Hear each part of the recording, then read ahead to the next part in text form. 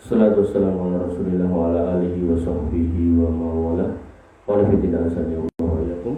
Alhamdulillah, puji syukur kehadirat Allah subhanahu wa ta'ala yang masih berikan nikmat kepada kita sehingga kita bisa bertemu lagi pada kesempatan pagi hari ini dalam rangkaian pembahasan kitab tentang kurban.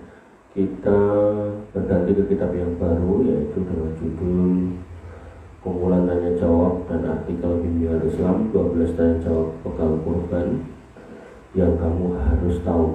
12 ya Mas itu. Tadi malam kayaknya jangan bilang 27 enggak ya? Halaman. Oh, halamannya 27. Yang pertama tentang hukum kurban.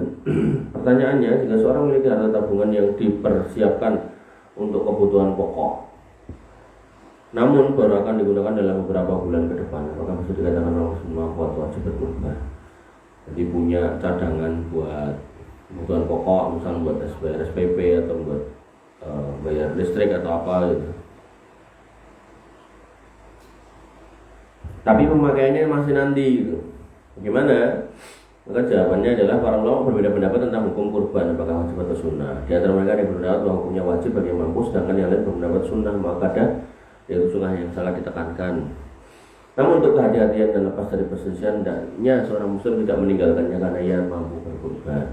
Jika seorang punya tabungan untuk kebutuhan pokok di masa mendatang, maka sebagaimana dia mendapatkan rezeki untuk kebutuhan saat ini, maka di masa mendatang juga sudah ada rezekinya, insya Allah. Yakinlah bahwa Allah akan mengganti harta yang kita keluarkan di jalannya. Apalagi saat ini kita sudah tercukupi kebutuhannya, karena ketika kondisinya sudah tercukupi saat ini dan ada kelebihan masuk ke dalam kelompok orang yang disebutkan Nabi SAW, barang siapa yang memiliki kemampuan hingga akhir hadis. Kecuali jika Anda punya utang atau kebutuhan pokok Anda saat ini belum tercukupi, maka dahulukan hutang atau kebutuhan tersebut. Allah Ta'ala. Jadi dalam konteks pertanyaan tadi, maka orang ini masuk dalam kategori mampu karena ada dana lebih. Walaupun dana lebih ini adalah cadangan untuk yang akan datang, maka begitu digunakan untuk korban, insya Allah ada gantinya yang baru. Itu filosofi yang bagus loh ya terhadap orang yang beriman. Jadi jangan kemudian kayak yang dikatakan oleh Allah Subhanahu wa taala dalam Al-Qur'an bahwasanya alladzi jama'a malahu wa atata yasabu anna malahu akhladah. Kerjaannya itu ngumpul-ngumpulin harta dan dia merasa itu akan membuatnya hidup kekal. Jadi enggak dikeluarkan. Keluarkan aja, nanti diganti kok. Ketika Nabi SAW mengatakan mana qasad min malin sedekah, harta yang disedekahkan itu enggak akan berkurang, ya enggak akan kurang. Jadi jangan sampai kemudian kita berpikir iki nek tak token kok ora duwe. Jangan ya, mesti diganti. Dalam bentuk ketaatan apapun itu mesti diganti, apakah untuk kurban, apakah untuk zakat, apakah infak sedekah, apakah untuk haji umrah, itu mesti diganti. Ya, jadi kalau kamu niteni, kalau kamu mengingat-ingat di sekitarmu kalau ada Pak Haji, umumnya Pak Haji itu enggak ada yang kemudian pulang haji terus jadi tambah miskin, enggak ada umumnya. Walaupun mungkin ada satu atau dua ulama, tapi secara umum enggak ada. Cara kurban ekonomis.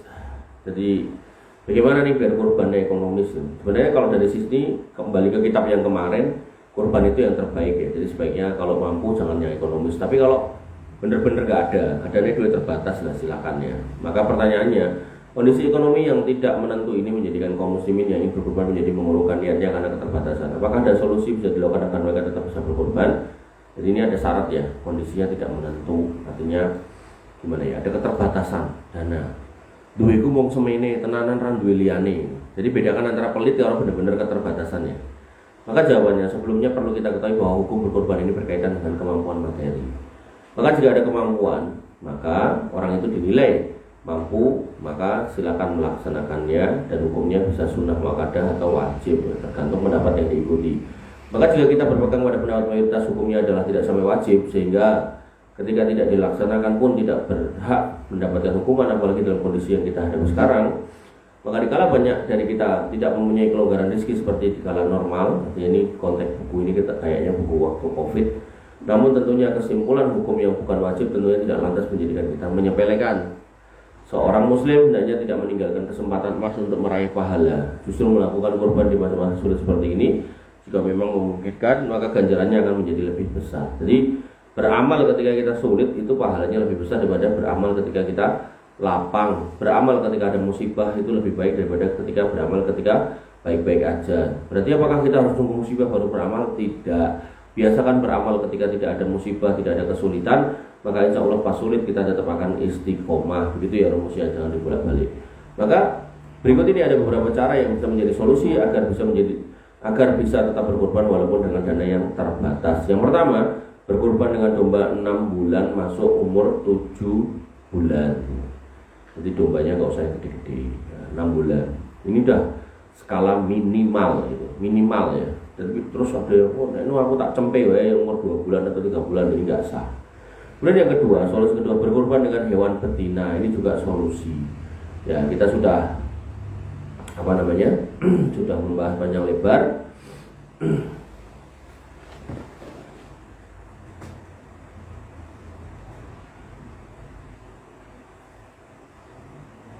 Yang intinya diperbolehkan menyembelih hewan betina. Kemudian yang ketiga, salah satu solusi lain agar meringankan biaya berkurban dengan hutang. Artinya kalau memang kita kemungkinan punya dana di waktu yang akan datang, sekarang nggak punya, maka kita bisa minjem dulu. Ini bisa dilakukan. Nah, nanti kita bayarnya nyicil bisa. Kemudian yang keempat, solusi keempat, membeli kurban yang mempunyai sedikit kecacatan namun masih sah dikurbankan. Jadi cacat ada yang boleh tapi sah. Dimakruhkan hewan kurban berlubang telinganya atau sobek secara panjang atau lebar pada telinga tersebut dan sebagian giginya ompong. Nah, dimakruhkan, artinya korban dengan hewan tersebut masih boleh. Jadi ada hewan-hewan yang misal kayak sapi nih. Sapi itu kan suka jerum. Nah, terus dia bangkit itu kan pakai dengkulnya gitu. Nah, dengkulnya sosok ada yang rotok terluka gitu. Barangkali dengan itu terus rotok murah gitu, nggak apa-apa gitu. Atau contohnya cacat-cacat yang kemudian tidak masuk dalam kategori 4 itu kan pincang yang kelihatan pincangnya, buta kelihatan butanya, kemudian sakit kelihatan sakitnya, kemudian kurus sekali gitu kan. Nah, maka kalau cacatnya nggak terlalu terlihat gitu kan, misal contohnya misal ada tuh sapi yang mungkin karena ditarik hidungnya rotok sobek gitu kan. Nah, tapi nggak sampai pada menyebabkan cedera yang mengganggu fisiknya, maka kondisi-kondisi seperti itu masih sah dijadikan korban dan mungkin kalau dinego harganya lebih murah. Wallahu ta'ala. Yang kelima, solusi yang kedua adalah membeli kurban di akhir hari tasyrik. Jadi kurban itu kalau menjelang hari tanggal 10 itu masih mahal-mahal. Nah, karena kita punya dana dan terbatas, maka kita ini niat tuku ning kowe tanggal 13. Nah, itu kan sisa-sisa tuh, biasanya outlet pedus itu ubral itu tanggal-tanggal itu. Pilihan dia kan nek dikukut ya nek wedhuse ndak balik atau mungkin malah bayari ke peternake. Ya, maka paling aman dijual dengan harga modal biasanya. Ya, itu bisa juga. Wallahu ta'ala. Ada 5 ya. Kemudian yang ke selanjutnya, kurban atau menolong saudara yang membutuhkan bantuan. Nah, ini pertanyaan. Saya bingung mana yang saya lakukan, berkorban atau uangnya dipinjam biaya persalinan kakak saya. Jawaban, menurut pendapat yang rajih berkorban adalah wajib. Ini pendapat Ustadz yang menjawab ini ya, wajib. Akan tetapi jika saudara mendapatkan kesulitan dan tidak ada yang menolongnya, maka kita lebih mengutamakan untuk menolong saudara kita. Dan dengan demikian kita tidak termasuk orang yang memiliki kelonggaran rezeki sehingga kewajiban gugur dari kita. Akan tetapi jika kita masih berkorban dengan kriteria minimal, maka kita tetap mengusahakannya. Jadi kalau danane punya dana 10 juta, dipinjamnya 8 juta, masih 2 juta. Nah, 2 juta ini carikan aja nih, domba yang 6 bulan ya. Kalau boleh betina juga nggak apa-apa gitu. Maka biasanya domba betina itu harga lebih murah dibanding dengan yang jantan. Pada beberapa pengalaman yang sering kami dapatkan dan saksikan, tatkala kita menolong saudara kita karena ikhlas mengharap ridha Allah Subhanahu wa taala, maka Allah akan menggantinya dengan yang lebih baik. Wallahu taala. Kemudian pada pertanyaan selanjutnya, bolehkah berkorban di luar daerah? Jadi kamu rumahnya misal di Boyolali mau korban untuk orang Papua gimana? Adakah dalil sahih yang menyatakan bahwa berkorban di tempat sendiri atau sunahnya menyembelih sendiri atau melihat hewan korbannya disembelih, sedangkan ada daerah yang jauh dan kita tahu sangat miskin dan sangat membutuhkan sehingga kita enggan menyalurkan korban ke tempat yang lebih membutuhkan? Maka jawabannya, sunahnya memang kita menyembelih korban kita sendiri. Sunahkan dalam sebuah riwayat Nabi SAW menyembelih 2 domba yang gemuk dan bertanduk. Beliau menyembelihnya dengan tangan beliau sendiri. Beliau membaca tasmiyah bismillah dan bertakbir lalu meletakkan kedua kaki beliau di sisi tubuh keduanya.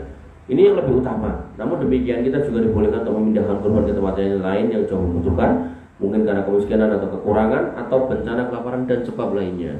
Syekh bin Baz pernah ditanya, sahkah saya mentransfer jumlah uang untuk beli kurban lalu kurban tersebut disembelih untuk fakir miskin di luar daerah? Dia menjawab tidak mengapa jika seorang menyembelih untuk keluarganya atau berkorban di luar daerah, akan tetapi berkorban di tengah-tengah keluarganya itu lebih afdal.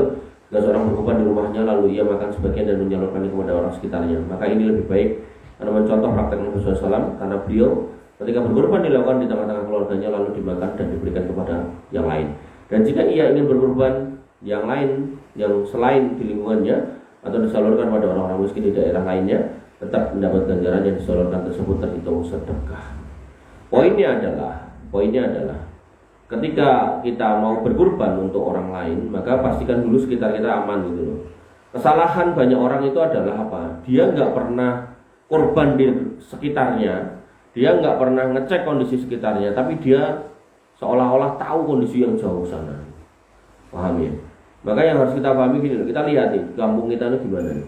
Oh, kampung kita ini korban kambingnya tuh sampai 500 ekor, sampai orang tuh muntah-muntah makan daging kambing misalnya, sampai orang itu blokean makan daging kambing. Ya, dalam kondisi seperti itu silakan dipindah.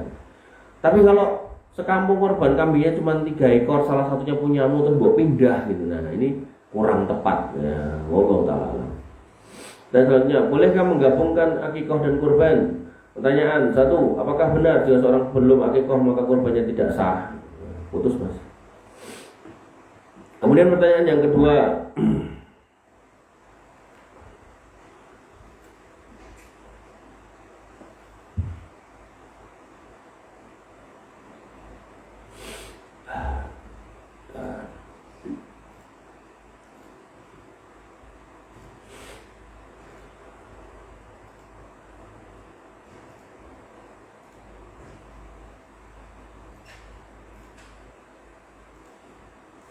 yang kedua, jika fulanah belum diakikah oleh orang tuanya saat kecil, apakah fulanah berkorban tanpa akikah terlebih dulu? Jadi apakah sah orang yang korban tanpa akikah belum akikah? Kemudian yang kedua, akikah dulu atau kurban dulu? Artinya kalau belum diakikah nggak berhak untuk kurban. Yang ketiga, dari artikel yang pernah dibaca di sana satu website, maka kurban seorang bisa sekaligus mewakili akikah jika dia belum akikah saat kecil. Benarkah? Jawaban, akikah dan kurban yang bertanggung jawab beda. Akikah merupakan tanggung jawab orang tuanya untuk anaknya, sementara kurban tanggung jawab mereka sendiri.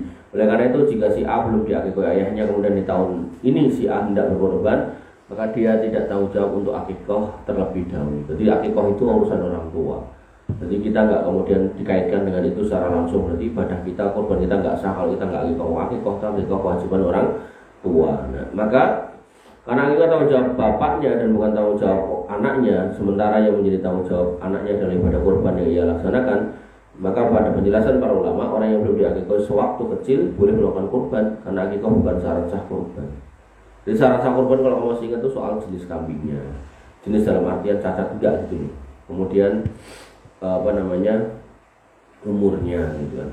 Nah maka itu yang harus dipahami, jangan kemudian kembali kepada akikah. Kemudian apakah kurban yang dilakukan bisa mencukupi akikah? Nah, ulama berbeda pendapat, ada yang menyampaikan sudah cukup, ada yang berpendapat harus masing-masing hewan sembelih sendiri. Untuk lebih amannya dengan hewan masing-masing, cari yang harga murah saja, tidak perlu yang standar, yang penting sudah sah mencukupi. Jika dananya mepet, adapun jika ada kelonggaran rezeki, afdalnya membeli 2 kambing untuk disembelih sebagai kurban dan akikah. Semoga bermanfaat. Wabillahi taufik. Gampangnya gini, kalau kita mau akikah, ya kan, bapak kita nggak mampu, belikan kambing, kasihkan bapak biar bapak yang nyembelih untuk kita, ya gitu.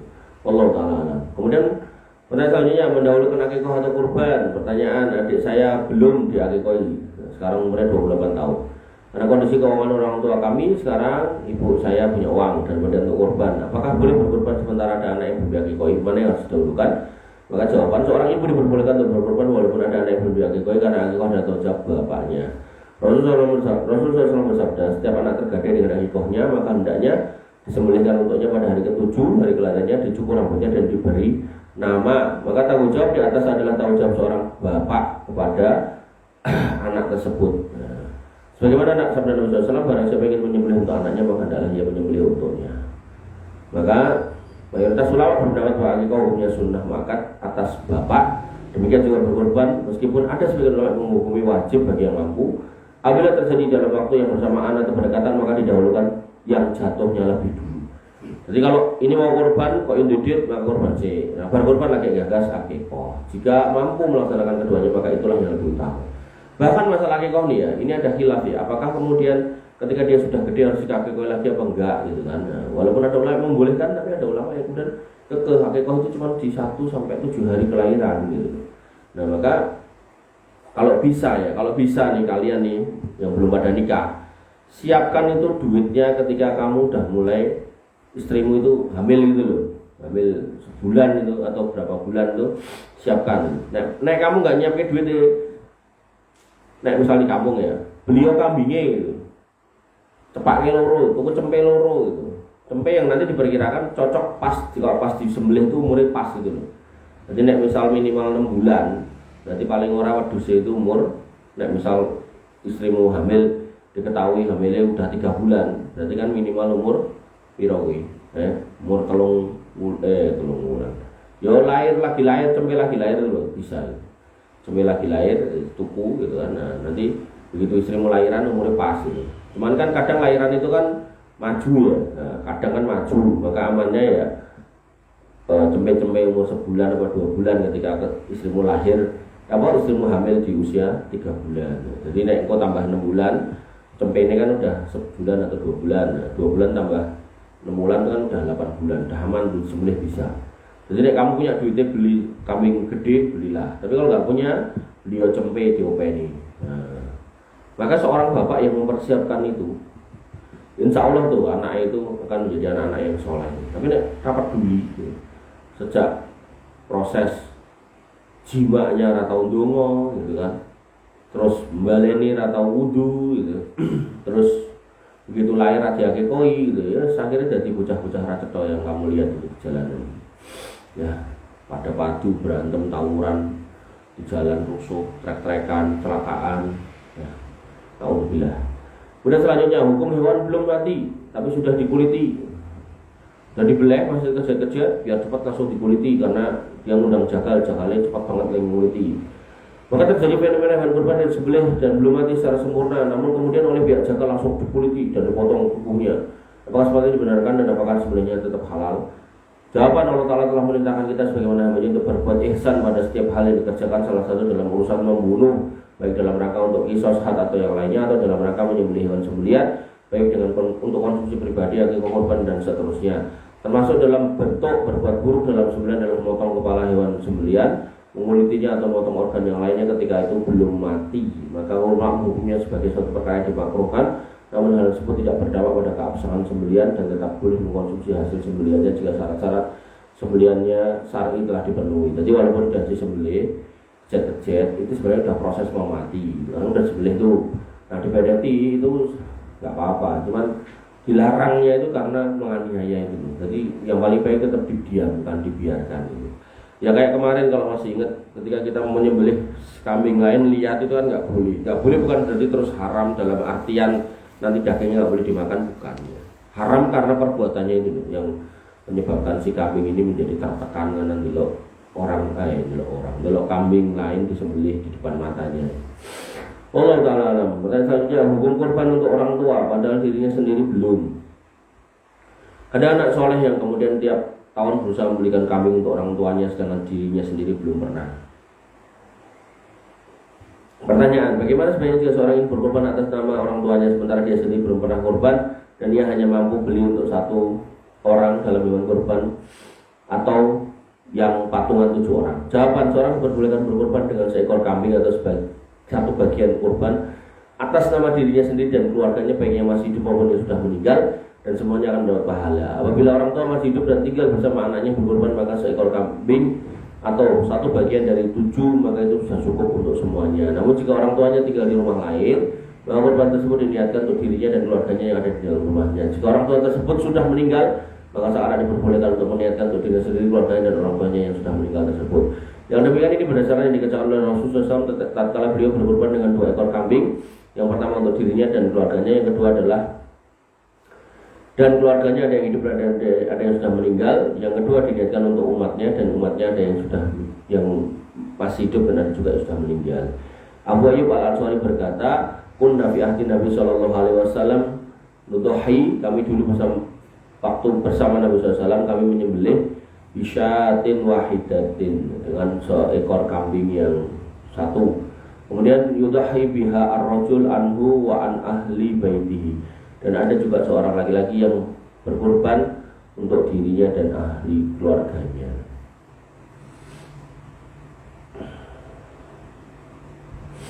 Kemudian yang kedua, selanjutnya hukum berkorban atas nama orang yang sudah meninggal, atas nama. Kalau tadi diniatkan. Kalau kembali ke pembahasan yang di atas, ya, kalau bapaknya itu satu rumah, bapaknya suruh korban, ya, tapi niatnya adalah untuk dirinya dan keluarganya. Anak ini anak soleh, nggak apa-apa. Ya, tapi kalau rumah anaknya beda, maka bisa dikasihkan ke bapaknya, anaknya nggak korban, atau bisa dikasihkan anaknya yang korban. Ya, simpulannya kayak gitu. Kemudian yang kedua, hukum berkorban atas nama orang yang sudah meninggal, khusus. Bolehkah berkorban khusus untuk orang yang sudah meninggal? Maka jawabannya boleh berkorban atas nama mayit, karena korban merupakan bagian dari sedekah, sedangkan kita diperbolehkan bersedekah atas nama mayit. Kemudian dalam sebuah riwayat disebutkan bahwa Nabi SAW berkorban untuk seluruh umatnya tanpa membedakan antara yang masih hidup atau yang sudah mati. Ini kalimat ini agak beda ya. Jadi kalau di sini adalah berkorban atas nama yang sudah meninggal secara khusus, tapi beliau menyebutkan ya bahwa Nabi SAW berkorban untuk umatnya yang masih hidup dan sudah meninggal. Ini tidak secara khusus, tidak secara khusus. Jadi Nabi nyembelih itu hadza minka walaka an Muhammad wa ali Muhammad wa an ummati Muhammad wa min ummati Muhammad itu. Jadi satu paket ya, bukan kambing sendiri gitu. Memang ada khilaf di sini gitu. Ada ulama yang berpendapat seperti ini, ada ulama yang kemudian menjelaskan. Dari Jabir bin Abdullah berkata, aku menyaksikan bersama Nabi SAW sholat Idul Adha. Artinya aku bersolat bersama dengan Nabi SAW di tanah lapang. Ketika beliau selesai berkhutbah, beliau turun dari mimbar dan didatangkan kepada beliau seekor domba. Kemudian Nabi SAW menyembelihnya dengan tangannya dan berkata, Bismillah, dengan menyebut nama Allah. Ini korban dariku, hadza minni wa min ummati, dari umatku yang tidak berkorban, alladzi la yudhi, yang tidak berkorban. Kemudian Al-Kasani berkata, sisi pendalilannya bahwa kematian tidak menghalangi untuk melakukan kebaikan atas nama mayit, dengan dalil bahwasanya boleh bersedekah atas nama mayit dan juga haji. Jadi ini khusus untuk korban dan haji. Ya. Telah sahih bahwasanya Nabi SAW berkorban dengan 2 ekor domba, yang satu untuk beliau dan satu untuk umat beliau yang tidak berkorban, meski di antara mereka yang telah mati sebelum berkorban. Nah ini yang saya tahu, yang kedua ini adalah dua-duanya disembelih dengan bahasa yang sama, yaitu apa? Ini dariku, dari umatku, dan juga dari umatku yang apa? Dan ini dariku dan ahli keluargaku, dan juga dari umatku yang tidak berkorban. Jadi satu paket, bukan disendirikan, bukan. Dari kemarin kita bahas gak ketemu dalil yang menyendirikan. Allah Ta'ala. Kemudian pertanyaannya, hukum memotong kumis bagi yang sudah berkorban, yang menyembelih pengen potong kumis karena terlalu tua nggak enak buat makan tengkleng gitu kan. Maka pertanyaannya, ada hadis yang tidak membolehkan memotong rambut, memotong kuku bagi yang punya niat kurban selama 10 hari bulan Dzulhijjah. Apakah kumis atau bulu ketiak termasuk yang tidak diperbolehkan dipotong? Jawaban, apabila telah masuk 1 Dzulhijjah, maka seorang yang sudah berniat untuk berkorban dilarang untuk memotong kuku, mencukur bulu-bulunya dan bagian dari kulitnya, termasuk bulu-bulunya adalah rambut kepala, kumis, jenggot tidak boleh dicukur selamanya. Bulu ketiak, bulu kemaluan, bulu-bulu lain yang ada di kulit diperbolehkan untuk memotongnya setelah kurban disembelih. Ini buat yang mau berkorban, keluarganya boleh. Hukum ini berlaku untuk orang yang berkorban saja dan tidak berlaku untuk anggota keluarganya, dan orang yang mewakilinya untuk menyembelih kurban maupun yang mengurusi sembelihannya tidak berlaku juga. Jadi kalau ada takmir masjid yang motong-motong tapi dia nggak korban, maka dia mau cukur kumis boleh, mau cabut ketiak boleh. Sehingga motong kuku dan cukur rambut dan bulu-bulu berlaku untuk istri, tidak berlaku untuk istri dan anak-anak orang yang berkorban. Tidak ada perbedaan antara laki-laki dan wanita dalam masalah hukum ini. Siapapun yang akan berkorban maka terkena larangan untuk potong-potong rambut dan bulu-bulu. Jika seorang wanita ingin berkorban, baik ia sudah menikah maupun masih gadis, maka tidak boleh atasnya untuk memotong kuku atau mencukur bulu-bulu setelah memasuki 1 Dzulhijjah sampai binatang korbannya benar-benar tersembelih. Wallahu ta'ala a'lam. Dan selanjutnya, jika terlanjur potong kuku baru berniat kurban, apakah kurbannya sah? Maka pertanyaannya, orang yang sudah berniat berkurban tidak boleh memotong kuku dan rambut sejak 1 Dzulhijjah hingga hewan sembelihnya sembelih sebagaimana disebutkan dalam hadis. Namun di sini ada kasus. Maksud tanggal 1 belum ada niat, kemudian potong rambut, potong kuku. Tiba hari ketiga di bulan Dzulhijjah baru punya niat kurban. Apakah kurban tersebut sah? Apabila dikaitkan dengan hadis di atas, maka jawaban alhamdulillah wala haula wala quwwata illa billah sallallahu alaihi wasallam ala rasulillah amma ba'du. Kurban tersebut tetap sah dan larangan potong kuku dan rambut ini setelah ada 2 syarat, yaitu niat dan masuk. Artinya kalau tanggal 1 belum niat, ya maka ya dia potong-potong ya boleh. Oh, kemudian tanggal niat, 3 niat karena habis dapat gaji atau habis dapat apalah gitu. Nah maka dari situlah dia nggak boleh. Kemudian seandainya pun seorang potong rambut dan kuku, artinya tetap terjadi. Jenenge orang refleks tiap hari cuma potong kuku, atau jenenge orang refleks pegang rambutnya kok panjang dia langsung ke tukang cukur, maka kurbannya tetap sah karena 2 hal tersebut merupakan ibadah yang terpisah. Tidak memotong kuku dan rambut merupakan ibadah tersendiri dengan syarat-syaratnya, dan kurban juga ibadah sendiri dengan syarat-syaratnya yang tidak saling menganulir. Bagi yang memotong kuku dan rambutnya, maka kita mengatakan ia telah menyelisih larangan Rasulullah SAW sehingga ia mendapatkan dosa. Akan tetapi kurban tetap sah, dan hal ini hampir sama dengan kasus diharamkannya wanita melaksanakan haji umrah tanpa mahram. Jadi kesana tanpa mahram itu nggak boleh. Kok nekat gitu kan, itu dapat dosa. Tapi haji umrahnya sah, gitu ya. Jadi bedakan ya, jangan kemudian dihubungkan, itu kan nggak boleh. Makanya haji umrah itu batal, nggak boleh. Allah Taala. Dan selanjutnya, bolehkah orang fasik menyembelih kurban, tukang mentem menyembelih kurban, tukang main menyembelih kurban, boleh nggak? Pertanyaannya, apa benar di dalam Islam kalau laki-laki yang bertindik, pakai anting, tidak boleh menyembelih hewan seperti ayam, kambing dan seterusnya, bertato, tukang main? Alhamdulillah, wala haula wala quwwata illa billah, sholatu wassalamu ala rasulillah amma ba'du. Maka tindik dan anting bagi laki-laki hukumnya haram, karena ini perbuatan yang dilaknat di mana pelakunya menyerupai wanita. Demikian pula sebaliknya, Islam juga melarang wanita menyerupai laki-laki. Disebutkan dalam sebuah riwayat, Rasulullah SAW melaknat laki-laki yang menyerupai wanita dan wanita menyerupai laki-laki. Adapun sebelum seorang selama ia masih muslim maka sah dan boleh, dan dosa dia itu urusan antara dia dengan Allah Subhanahu wa taala. Adapun sebenarnya sah selama ia masih berstatus sebagai seorang yang muslim, artinya tidak melakukan dosa yang mencapai derajat kekafiran. Jadi kalau dia enggak syirik, enggak musyrik gitu kan. Artinya ya dosa tadi, pakai anting, mabuk, kemudian judi, maka nyembelih tetap sah. Ibnu Qudamah al-Maqdisi menerangkan akan halalnya sembelihan pelaku kefasikan. Dia berkata, dari Ibnu Abbas tidak boleh makan sembelihan dari orang yang belum khitan. Dari Ahmad bin Hambal juga demikian. Pendapat yang benar sembelihannya boleh dimakan karena ia masih muslim sama statusnya dengan sembelihan kaum muslimin lainnya. Apabila sembelihan dari orang yang menuduh zina, pelaku zina atau minum khamr masih boleh dimakan bersama dengan kefasikan mereka. Demikian pula sembelihan orang Nasrani yang tidak berkhitan boleh dimakan, maka sembelihan muslim lebih boleh lagi dimakan. Wallahu taala alam. Nanti orang-orang fasik masih boleh untuk menyembelih. Sudah selesai maksudnya. Nah, baik, materi kita sudah selesai pada pagi hari ini. Kita tutup layarnya, kita masuk ke sesi tanya jawab. Silakan jika ada pertanyaan dikirimkan ke kolom chat, maka kita buka pertanyaannya. Yang pertama, apakah doa istri lebih diijabah dari doa ibu? Tidak ya, ibu lebih utama ya. Jadi ketika kita ngomongkan orang tua, maka orang tua itu punya hak untuk berdoa kepada Allah Subhanahu wa taala, minta untuk anaknya gitu. Maka Nabi SAW mengatakan orang tua yang berdoa ada 3 golongan yang kemudian doanya itu gak ada hijab antara diri dengan Allah, yaitu yang satu adalah, salah satunya adalah doa seorang tua kepada anaknya, untuk anaknya, baik doa yang baik maupun doa yang buruk. Maka saran saya jangan berdoa yang buruk. Wallahu taala a'lam. Dan selanjutnya, assalamualaikum warahmatullahi wabarakatuh. Saya baru menikah kedua gitu, bojone siji loro. 5 bulan setelah pernikahan pertama kandas. Oh, 1 berarti. Saya menikahi janda dengan 1 orang anak. Saya sendiri punya anak kandung 1, berarti tambah 1 anaknya. Saya saat ini sedang menganggur dan perekonomian seret. Saya bermaksud merantau untuk mencari kerja di luar pulau. Sementara istri sedang hamil dan tidak ingin pergi karena ingin ditemani. Berarti anaknya mau 3 ini. Masalahnya saya tidak ada pemasukan. Apakah saya harus mendengarkan permintaan istri saya atau saya tetap pergi mengusahakan menjemput istri rezeki? Waalaikumsalam warahmatullahi wabarakatuh. Baik, dalam konteks seperti ini, maka sebaiknya pilihannya adalah tetap temani istri dengan mencari kerjaan di sekitar situ. Atau kalaupun mau pergi, maka silakan pergi dan dibawa istrinya.